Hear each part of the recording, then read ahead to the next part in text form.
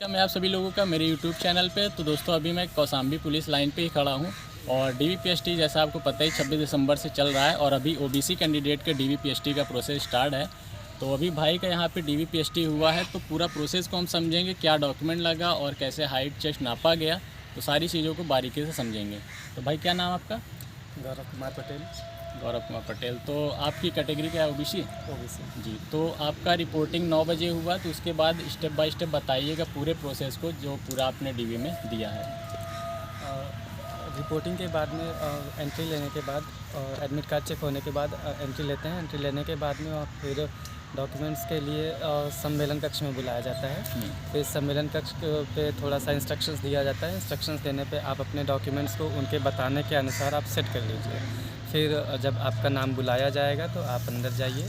फिर डॉक्यूमेंट्स का वेरिफिकेशन होता है, जो ऑफिसर्स बैठे होते हैं वो वेरिफिकेशन करेंगे। फिर आपका हाइट नापा जाएगा। हाइट मेज़रमेंट के बाद फिर आपकी चेस्ट का मेज़रमेंट होगा। फिर बाकी का प्रोसेस करने के बाद आपको फिट अनफिट का जो भी डिक्लेरेशन होता है आपको डिक्लेयर करके आपको बता के फिर जाने दिया जाता है। अच्छा, डॉक्यूमेंट में सीरियल क्या था?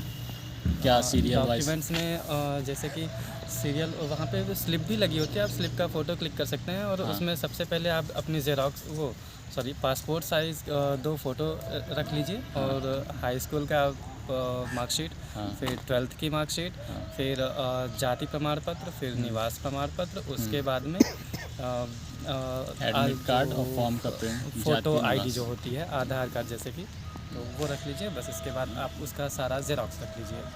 अच्छा, जाति और निवास में मोहर लगना ज़रूरी है या चल जा रहा है बिना मोहर? नहीं, बिना मोहर के बिना मोहर के आपको अनफिट करके फिर या तो डेट दे देंगे या फिर आपको एफिडेविट बनवा के फिर से करवाना पड़ेगा डॉक्यूमेंट वेरिफिकेशन।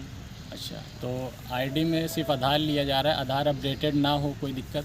अगर आपका आधार है, आधार में कोई प्रॉब्लम नहीं है तो आप आधार लेके काम मतलब सिर्फ आधार से काम हो जाएगा। अगर आपके आधार में कोई कमी होती है तब आपको दूसरी फ़ोटो ID लानी पड़ेगी। अच्छा, हाइट आपकी घर पे जैसे नापते थे कितना आता था और यहाँ कितना आया है?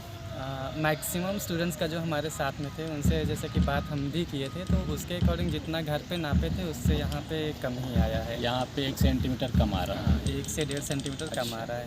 और चेस्ट कितना क्या था? चेस्ट अगर आप हेल्दी हैं, मतलब जितना आपका घर में था उतना यहाँ आ रहा है? फुला लेंगे। आप सांस अच्छे से ले रहे हैं तो फुला लेंगे। तो जैसा कि भाई ने बताया कि पूरा डॉक्यूमेंट का सीरियल क्या था और हाइट चेस्ट कैसे यहाँ नापा जा रहा है, सारी चीज़ों को भाई ने एक्सप्लेन किया है। और मोहर लगना ज़रूरी है उस पर, यदि नहीं लगा है तो यहाँ पे एक्सेप्ट नहीं कर रहे हैं। आप अपने जहाँ भी बनवाएं जनसेवा केंद्र से मोहर और साइन ज़रूर करवा लीजिए, बिना उसके एक्सेप्ट नहीं किया जा रहा है।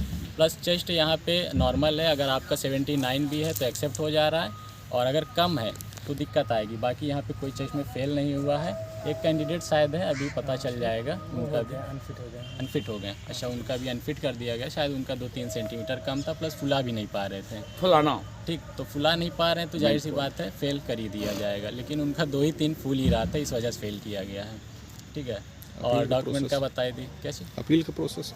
हाँ, अपील अगर किसी भी चीज़ में आपको अपील है, चाहे हाइट चेस्ट हो चाहे डॉक्यूमेंट हो, तो अपील फॉर्म है, आप अपील करिए। लास्ट में 3 बजे के समथिंग अपील वालों का ही जो है देखा जा रहा है। कैंडिडेट्स का होने के बाद में फिर आपको टाइम दिया जाएगा रीटेस्ट का।